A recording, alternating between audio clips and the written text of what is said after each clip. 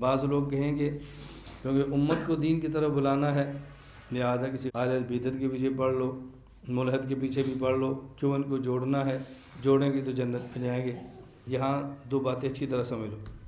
مفتی رشید احمد صاحب لدھیانوی رحمہ اللہ تعالیٰ کراچی والے، وہ فرمایا کرتے تھے کہ جب تم نے گناہ کیا تو تمہارا گناہ متیقن ہے، اور جس کو تم نے نیکی پہ لانا ہے اس کا نیکی پہ آنا مظنون، گمان کے درجے میں ہے۔ تو کیا گمان کے درجے میں نیکی کے لیے، گمان کے درجے میں نیکی کے لیے یقین کے درجے میں گناہ کیا جا سکتا ہے؟ وہ ہدایت پہ آئے گا یا نہیں آئے گا؟ تم نے تو گناہ کر لیا نا، تو کسی کو جنت میں لے جانے کے لیے خود جہنم میں کیوں جاتے ہو؟ حضرت فرماتے جنت میں جانا ہے لے کر جائیں، لیکن یہ نہیں کہ پہلے جہنم میں جائیں اور وہاں سے بندہ نکال کر لیں، ایسا تو نہیں ہوگا نا۔ اللہ میں بات سمجھنے کی توفیق عطا فرمائے۔ مجھے ایک مولانا صاحب نے فون کیا، جماعت میں چل رہے تھے اور لاہور میں جماعت تھی، کہا جی فلاں مسجد میں ہیں تو ہم وہاں ان کے پیچھے نماز پڑھ لیں۔ میں نے کہا ہوتی تو نہیں، پڑھنا چاہیے تو بے شک پڑھیں آپ، میں منع تو نہیں کر سکتا، لیکن ہوتی نہیں ہے۔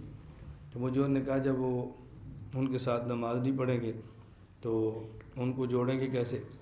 میں نے کہا صرف انہی کو جوڑنا ہے یا فساق و فجار ان کو بھی جوڑنا ہے، جو گانے گاتے ہیں، جو شراب پیتے ہیں، جو تاش کھیلتے ہیں؟ اور میں نے کہا لاہور میں مستقل ایسی جگہ ہے جہاں عورتیں رنڈیاں بیٹھ کے زنا کرتی ہیں، ان کو بھی جنت میں لے کر جانا ہے۔ کہتا ہے فکر تو کرنی چاہیے۔ میں نے کہا پھر کسی شرابی سے دوستی لگاؤ، تھوڑی سی شراب پی لو تاکہ قریب ہو جائے، جب قریب ہوگا پھر اس کی شراب چھڑا دو۔ کہا یہ تو نہیں ہو سکتا۔ میں نے کہا وہ جو چکلے میں زنا کے لیے بیٹھی ہیں، پیسے کماتی ہیں، جاؤ دوستی لگاؤ، تھوڑا سا پیار محبت کرو، جب قریب آئے گی پھر دین سمجھانا۔ کہہ رہے یہ تو ہم نہیں کر سکتے۔ تو میں نے کہا بد عقیدہ کے پیچھے نماز پڑھتی ہو، دین سمجھانا ہے، اس کی وجہ کیا ہے؟ زنا، شراب اور گانا، اس کی نفرت ہمارے دل میں موجود ہے۔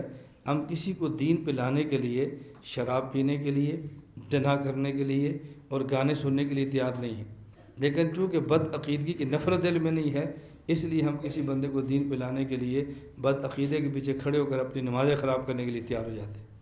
اللہ ہمیں یہ بات سمجھنے کی توفیق عطا فرمائے۔